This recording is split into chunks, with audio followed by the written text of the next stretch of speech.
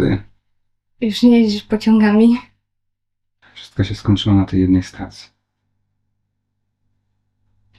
Więc się nie zmieniłaś. Zmieniłam się.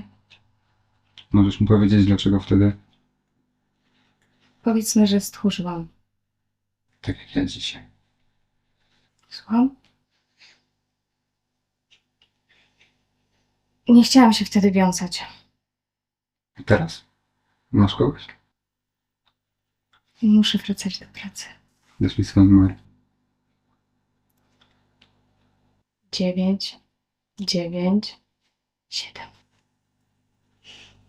Mogę zadzwonić.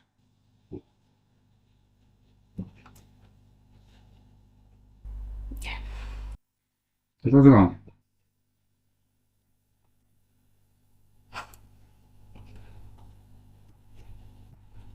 Stop.